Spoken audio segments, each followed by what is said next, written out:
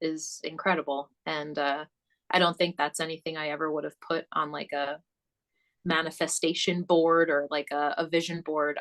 I couldn't have imagined this. It just happened in its own way and in its own very short time.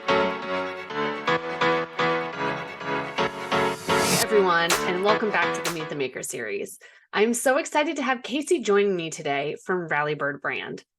Her story was one where as soon as I saw it, I was like, I have got to share this with everybody because it's like, Casey, your business is amazing. I love what you do and I love what you create and why you started it. But also your experience is one that I think so many makers really kind of wish that they had without understanding the full story. So first, let's go ahead. I have been kind of checking out your brand and everything, but the people listening might not. So first, please introduce, what is Rally Bird? What do you do? What do you create? Sure. So I'm so excited to be here. Thank you so much, Stephanie. Yeah, so I am the founder and creator and person behind Rally Bird brand. I started Rally Bird back in 2016. I was an actress full time, and I was traveling all over the country doing shows and performances. But when I was off stage, I didn't like sitting and bopping on my phone. I still like being able to like listen to the show from the backstage monitors, but I needed to keep my hands busy. And so I taught myself how to digitally illustrate Oh, because wow.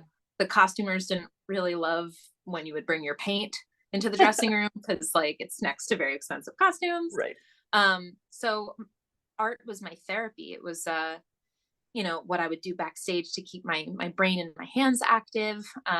It was my therapy when I would kind of go back from shows and just kind of sit in my apartment and just like decompress. And after a while, I didn't need all of the things I was making. I couldn't just keep giving them to family because they were like, Casey, thank you, but please give them to other people. We're good. And so it was almost by necessity that I started Rally Bird because my name was so connected to my theater presence. I wanted to start a business separate of my name. And so Rally Bird was a nickname that a friend of mine and I came up with. We were running through Central Park one day and we were talking about what animals would best represent us. And we saw little birds taking off in like little flocks and little flocks. And I saw one bird just kind of leading the pack. And we called it the hype man bird. We were like, well, we don't know the bird's gender. Why does that have to do anything with it? And so we were like, no, that's the rally bird. It's the one that's like, let's go, come on, we can go over there, let's do it. And I loved the thought of aspiring to be like that little bird that thought like, okay, I don't know what's over there, but we're gonna go try it. And that's kind of how I've built Rally Bird. I've tried a lot of different things. I started out early in 2016. I had an illustration of mine go like, I'll call it mini viral now because now I know now I know what it really means. But I drew a bunch of inspirational women, and it resonated with a lot of people. And my illustration career kind of took off, and that's really where I started. But I never wanted to stop at just illustrating or stop at kind of one angle. And so I kept creating. A lot of my foundation is based in empowerment, in recycling, and not just recycling physical pieces. Like I upcycle suitcases, I repurpose fabric, but also in recycling whatever funds I receive. So if I make money from one project, obviously as a business, I need to keep some to keep the business going, but I will also kind of recycle those proceeds. So it's I give to others because so many have given to me, and whether that's through the ACLU or the Make-A-Wish Foundation or Planned Parenthood, all these different wonderful organizations that are very important these days. I wouldn't exist without other amazing organizations, and Rally Bird, whether I'm painting hats or selling punklings, whatever they are, I wouldn't be where I am without the world giving to me. So I like to give a little bit back. I love that. I did not know your origin story on your name. I think that's amazing. That's such a great story behind what kind of comes across as like a cutesy little business name, but I love the purpose behind it. That's amazing. Thank you. Thanks so much. Ah, and so I am going to touch on some of your other products because I Sure. love some of the other work you're doing, but the one we're here to talk about today is your adorable little punklings who have taken TikTok by storm. Oh boy. Uh, so for those of you who don't know, Casey recently had a viral experience on TikTok. So I would love for you to kind of share what happened to make you go viral, and then we'll have a conversation about I don't want to say the fallout, but the results Sure. of that viral experience. So yeah, go ahead and share what kind of got that started. Sure. So I had released Punklings on March 4th of 2022. And I made it that day specifically because I think March 4th is like one of the coolest days. It's like move forward. And so I had been working on them. My mom had cancer and passed away in the summer of 2021. And as you can imagine, it shook my entire life. And I had been making a lot of products based out of sadness for a really long time. Making masks during COVID, making women's empowerment pieces when that was very much needed. And after the loss of my mom, I was shattered, and I needed something to hold on to. And so I had illustrated these little characters. They were all named after nicknames. Punklings is actually a nickname. Punkling is a nickname my dad has called me since I was tiny. And so I took that and themed the rest of the characters off of other nicknames in my life. And I illustrated their characters. I found the perfect fabric.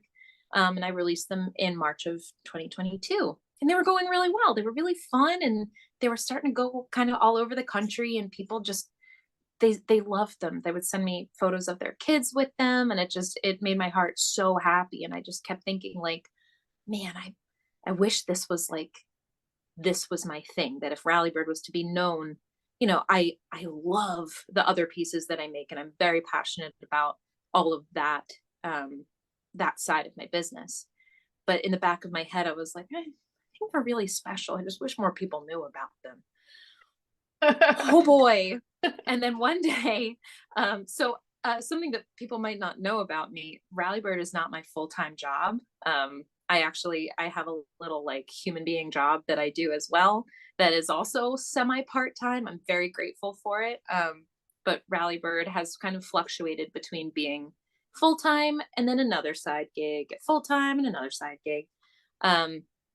So I was doing a little day job, and then all of a sudden, an order came in, and I was like, great, cool. And I went over to my shelf, and I had I think maybe 15 punklings ready made from a market an in-person market that I had done the week before. I was like, ooh, fun. I'll put this on my little couch, and I'll ship it later today. And another order came in. And then I noticed a bunch of new people started following me on Instagram, which at the time was like a little party. I was like, oh, sweet. Not another one. And then another like 5, then another 10. I was like, oh my God, what is happening? I had no idea. And then I feel terribly because it's now the platform that has given me the most. The platform that I paid attention to the least was TikTok. Because I had like 800 followers. Most of it was because my husband and I made a video about when we went to a party and were overdressed, and we made a video about it. And that was like the only reason why my TikTok had anyone caring about it. And then suddenly it jumped and jumped and jumped. And we realized that it's because my husband's friend from high school has a really amazing presence as this like super motivational, loving, sweet dad on TikTok. Posted a video about how much his kids love the punklings. I didn't know that he did like a deep dive on me as a person.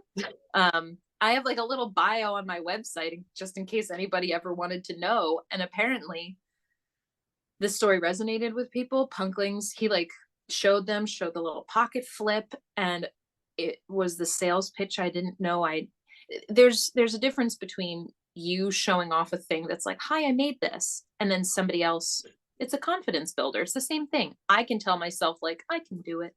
But if my husband tells me you can do it, I'm like, yeah. Right. Somebody else brought me the gift of saying like, you sit back, let me see if I can do this. And just out of the goodness of his heart made a video of the Punklings, and it went insane in like in a way that I've seen friends of mine, performers and singers, who will, write a song or make a video, and it goes wild overnight. But one of the things about being a creator and having the thing that you've made go viral overnight, you then have to make those things. Yeah. Yep. So if it was just a video of like, oh, cool, like this, an illustration I made went viral and I can have them printed, and then, it'll take time to ship them all, but like I can send thousands of my illustration all over. I made that one time, I can ship it as much as I want. Right. Punklings are not like that. Punklings take love and care and supplies and time. And so while there was so much joy and so much gratitude in the hours that my life, I could like, I did not look like this. I didn't look put together. My husband's filming me pacing in the backyard, like, what do I do? What do I do? What do I do? In celebration, there was also like, how do I make a plan? And it was one of those moments where I took a second that day to say like, okay, my life is changing.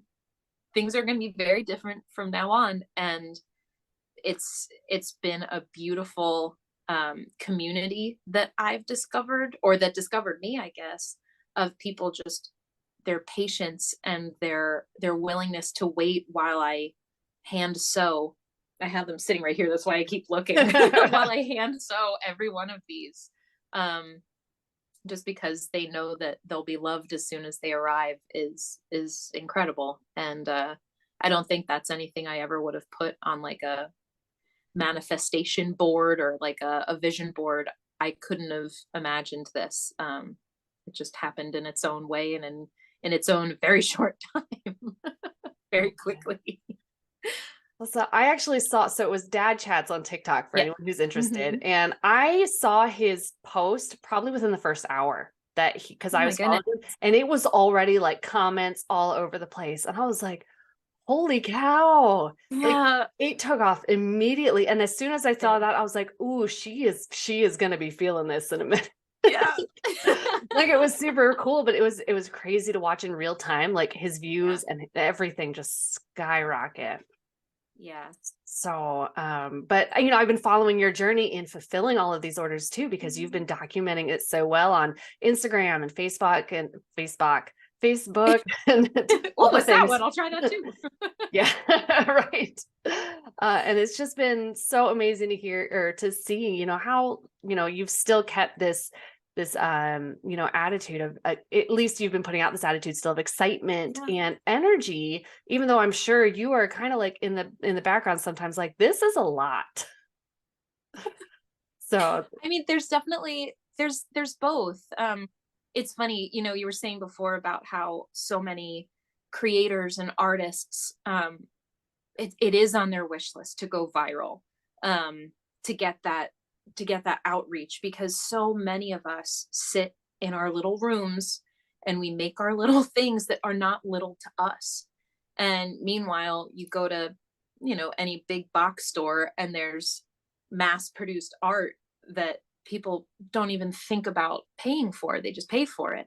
yeah. And then we're here with like paint on our hands and sweat in our hair, and like we're working so hard because something in us needs to, regardless of if people see it, pay for it, like it. I think that's a lot of what I've learned about going viral is if I had asked for this, I still don't know if I would have been prepared for it. But I think you're right. There is that balance that I'm trying to find. I'm still learning. I have a great support system. My family, my husband, my friends, my followers.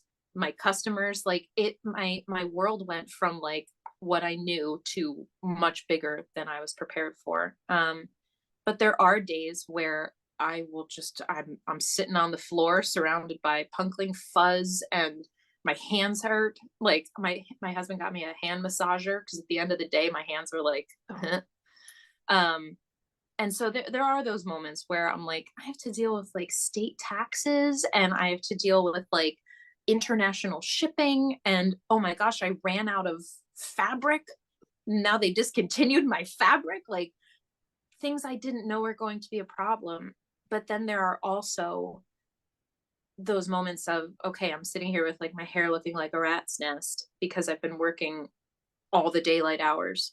But then I get an email from somebody telling me how much the whatever punkling I sent to them means and how I didn't even know part of the story of why it would matter so much. And it makes all of those stressful kind of panicky moments absolutely worth it. And the fact that, I now went from making stuff in my room to every day I'm shipping things I made with my hands all over the world. It's like I said, it's not something I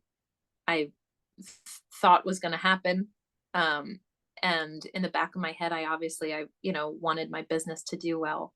But I think even if I had wished for it, I would still be surprised and overwhelmed and grateful and all of the emotions every day. Yeah. Yeah. Oh, that's wonderful. So, you have had an amazing business journey. I mean, through, those stages, the illustration and the Mhm. punklings. And I love your case of the Mondays that you Thank do. you. So can you share just real quick about that? Because I know it has almost nothing to do Sure. with this conversation, but I think it's the coolest thing. Thank you. It's funny. I thought that's how I was gonna get somewhere because I had been making punklings and I had been illustrating, and then all of a sudden I started getting a little traction with upcycling suitcases. And it's funny because I remember the band Fun when they won a Grammy for their album, and they have the song Some Nights and their whole album is amazing. When they won a Grammy, they got up on stage. It was like for like best new artist. They were like, thank you, but we are not new. We've been doing this for like decades. I'm glad you like it, but we're not new. Oh man. Uh, and it's funny because I have not won a Grammy and I am not like you know, I'm not fun. I like to think I'm fun, but Right. I've been upcycling suitcases since the beginning of Rallybird. Um, and so years and years ago, I was living in Sacramento and they had just an amazing, like vintage flea market. They had really plentifully stocked Goodwills. And I would go in and my friend who's, her name is also Casey. She's one of my best friends. She and I would go thrift shopping and the game was, can I paint on that? And we'd walk around, I'd see an old guitar with like the front bastion. I'd go, I can paint on that. Suitcase, I can paint on that. And it just became this need, almost like I needed to make the punklings. I needed to draw these inspirational women. I needed to like save these suitcases. And the thing is if I found a suitcase that was in like great shape, I'd be like, oh, cool, good luck. And I wouldn't do it. But then I'd find one that looked like it got like run over by a tractor and like somebody poured mold into it, like whatever it had been through. I didn't know its story. I didn't want to know its story, but I knew the bones were good. Um, and even if all the bones weren't good, I knew I could reconstruct them. And it started out as just a little passion project that I did a couple years ago. A lot of people really in the area in Sacramento really fell in love with them because they could see them with their own eyes. They could, at the little pop-up markets I would do, they would say like, wow, I can see all the work you put into this. And that was before Reels. That was before TikTok. And now I started just editing just because I had some time. It was fun. And it's a neat process to go from something that is just a shell of something from 50 years ago that was special to someone. It got discarded and it got forgotten about somewhere. And I like the idea of kind of in that rally bird way of saying like, I'm going to go over there and I'm going to see what it looks like when I'm there with these suitcases. Somewhere in my artsy brain, I can see what it would look like when it's finished, and it's worth the effort and the literal elbow grease of me ripping things out and like sanding things down and turning it into something that somebody can treasure with basically pieces that I've found around my house. I try not to spend too much on repurposing them. I'll use cleaning products that are in my house already. I'll use repurposed fabric either from a Goodwill or from fabric I already have, just to kind of responsibly turn it into something brand new. And you're right, it is completely different from Punklings. But I love doing it. It's so much fun. And and after saying that, I don't think it is that different from Punklings, because it is still very much like you have this ability to bring something into the world that just has this amazing presence and story. Thank And I you. love hearing all of it. Uh, Thank you. but just the videos you've done of that process that's really cool to me. And I've really enjoyed watching those. Thank you so much. So It's we fun and it's oh yeah, go for it. no, go ahead. I was just gonna say it's fun because I've always loved editing and filming, and I I can't really film the process of Punklings because it's the same thing over and over again. After a while, it's just like I'm just sitting there sewing and stuffing and I'm sewing. That's not that interesting of content anymore. So as Right. someone who now has like a responsibility, I feel it's a privilege and a responsibility to share with people who have chosen to follow me, whether they found me through Punklings or Case of the Mondays or my painted hats, whatever it is. um, they were they were nice enough to follow me. I feel like it's like, okay, here's a little something, here's a little treat for your day. Filming Punklings over and over is not, it might be interesting to somebody. I love doing it. Um, but with Case of the Mondays, it's something new. There are curveballs every time, and new smells every time. The Punklings smell good. Suitcases, not so much. So it's something new and something different that kind of adds a little sprinkle to the everyday ice cream. It's pretty fun. So, last question, before we wrap up, what is the most important thing you've learned on your business journey so far, from when you started out with this in 2016 to today?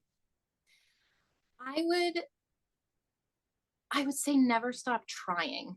That's something that I'm really glad I stuck to. Um, there's definitely a lot of like trust your gut and keep trying new things. Because with art, if it gets stagnant, the life in it is gone. And I feel like the same was true for me when I did theater full time. I would go on stage every night with a new energy. Even if I was exhausted, I had so many injuries. It kind of helped my brain to like not think about my broken foot, but like think about something new. But then you'd see people in shows that they've been doing for 5 years, and they're just kind of snapping with like dead eyes. And I never wanted to be with Rallybird. I never wanted to sell my products with like dead eyes. So whether it was like revamping an illustration or trying a new technique with my painting or something like that, I'm not ashamed to say that I've grown in the last few years. My products have grown. I never want to put anything out in the world that isn't solid and well made and well thought out. But if you're not growing and if you're not trying new things, I would say, then maybe the arts are not are not the pursuit, because it is ever changing and it is exhausting. And I think if I were to kind of tell me years ago when I first started this, it would emphasize, I mean, it sounds trite to say don't give up, but I'm glad I haven't. Because if I had given up a year ago when Punklings kind of started selling and then kind of plateaued, if I gave up, all of this never would have happened. Yeah. The thousands that I sold in a day wouldn't have happened if I gave up. So I think there's there's a huge worth in believing in yourself, but also not just relying in the belief, kind of, kicking yourself in the butt every day, saying like, go try something else. Even if the one thing worked, or even if the one thing didn't work, there's a way to kick yourself in the butt and to pat yourself on the shoulder and say it's okay. So I think there's a really big balance in being an artist, being a business owner. I think there's a beauty in that balance. Not every day, it's not easy every day, but if it was easy, I wouldn't be doing this. I like a challenge. Right. Well, thank you again, Casey, for sharing your story. It has been so amazing to talk to you and hear more about this. And so, where can our audience find you online? Rallybird brand on all the things. Rallybirdbrand.com is my main website. Rallybird brand on Etsy. Same on Instagram, TikTok, Facebook. It's Rallybird brand. I got the name. You locked it down. I locked it down. It's copyrighted.